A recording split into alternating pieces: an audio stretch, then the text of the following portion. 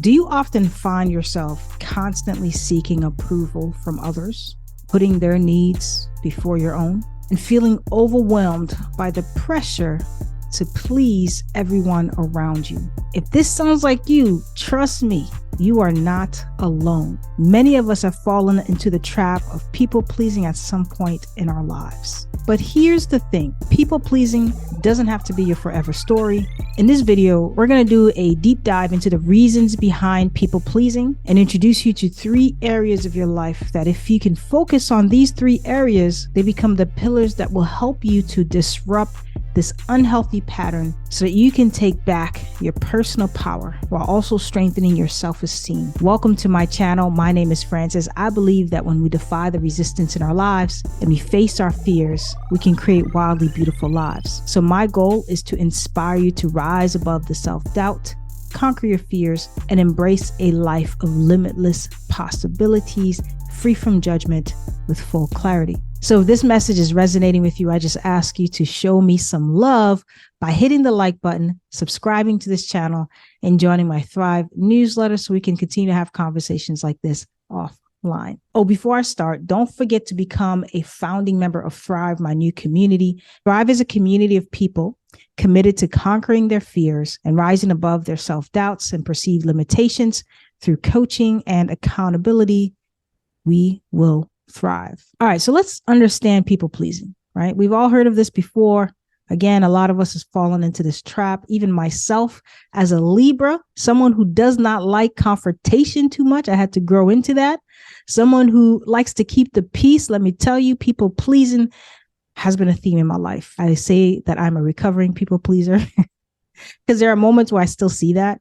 And I have to rise above that. But we all know that people pleasing is when you're bending over backwards to make everyone else happy, often at the expense of our own needs and desires. It's really all about seeking validation and approval, usually to an unhealthy degree. Raise your hand if this is you.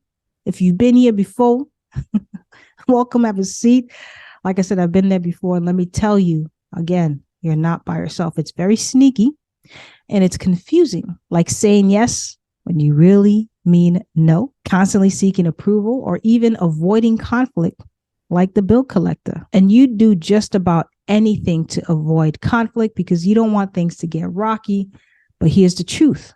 Avoiding conflict doesn't necessarily mean you're keeping the peace, y'all.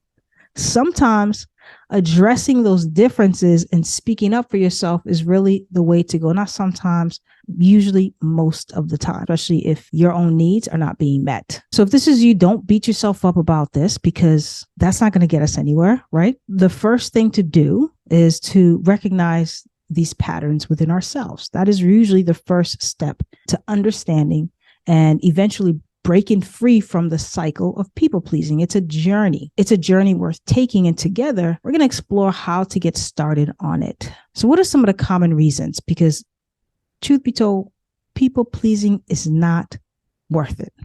Okay? I'll tell you this right now. It's not worth it because it significantly impacts our overall well-being and our relationships, and not in a good way. It doesn't add to our lives. It empties us in ways that brings us more chaos than we need and actually makes us bitter and resentful. So let's take a look at this a bit deeper. When you're constantly in people-pleasing mode, it leads you to burnout and chronic stress. When you're constantly putting others' needs before your own, it leads to physical, mental, and emotional exhaustion. People pleasers often take on more responsibilities than they can actually handle, which again leads to burnout and chronic stress. You've literally reconstructed your entire life around other people that there is no space for you. And this results in an overall decline of physical and mental health. So again, people pleasing ain't worth it, y'all. The next thing is that it erodes our self-esteem. People pleasers often rely on external validation and approval to feel good about themselves. And at some point, you're going to run out of that, right? However, this over-reliance on other people's opinions erodes our self-esteem over time. And when our self-worth is tied to meeting other people's expectations and needs,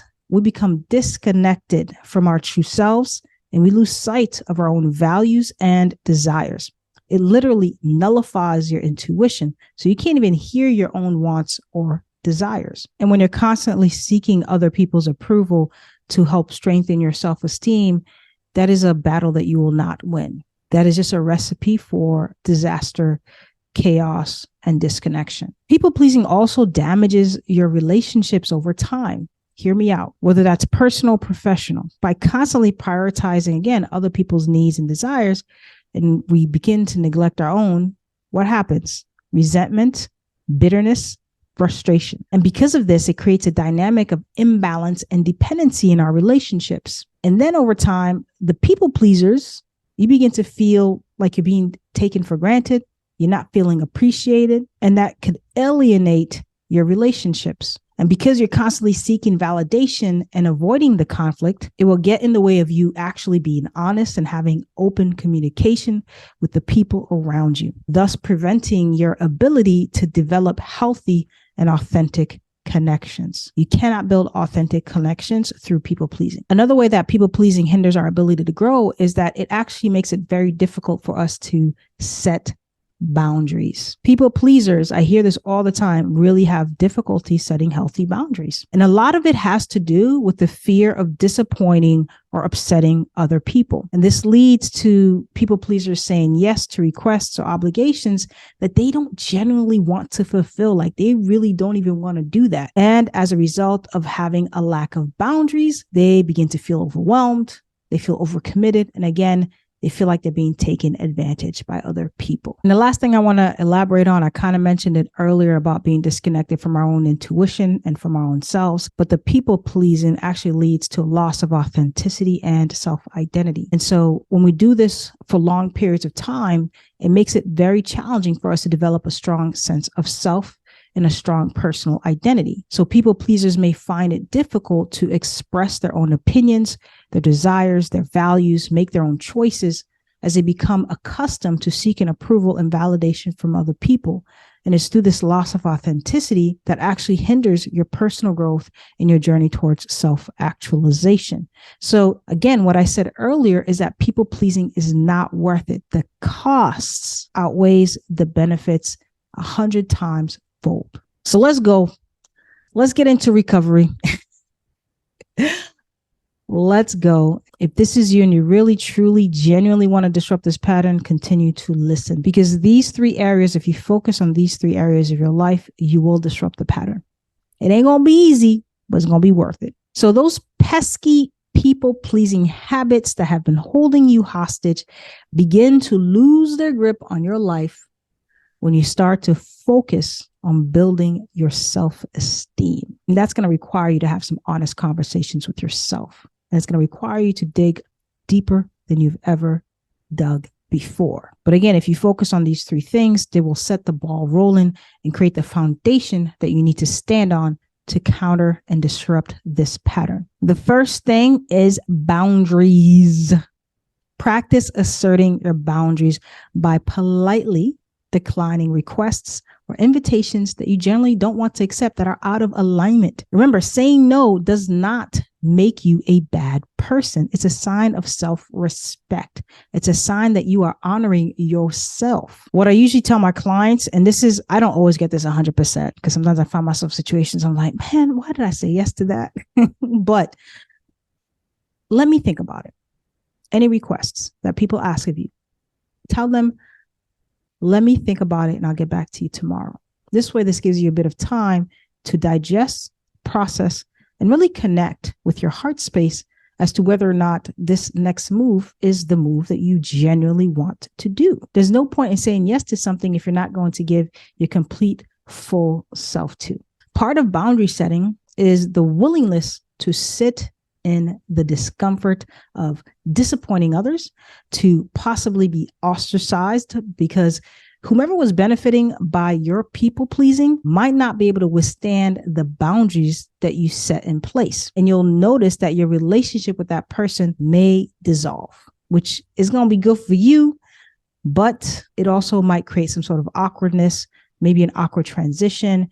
And now you're literally resetting that relationship or completely dissolving it. But your future self is going to thank you for making that decision in that moment and continuing to make those decisions as you move forward. The next thing that you want to do is taking a deep dive into your self-worth. I always say that our self-worth is a direct reflection of the kind of life that we're living, whether we're in jobs that we don't like, that we don't feel like we're getting fairly compensated in, whether we're in relationships that we're not being respected in. Because when we make the decision to dive deep into our self-worth, it's common for those beliefs to be rooted in childhood, right? A lot of things happen in childhood. So the first thing is to challenge them by actively seeking the evidence that contradicts these beliefs. These deep-seated wounds that you carry have a significant role in shaping your life experiences, because you've unconsciously attracted situations and people that reflect and play these wounds out.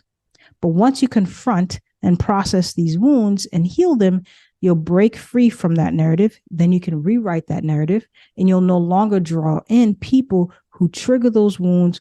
You'll no longer replay those same scenarios over and over again. And what happens when you begin to do this is a beautiful thing. Now you have this newfound space in your life that allows you to have more supportive and empowering people in it.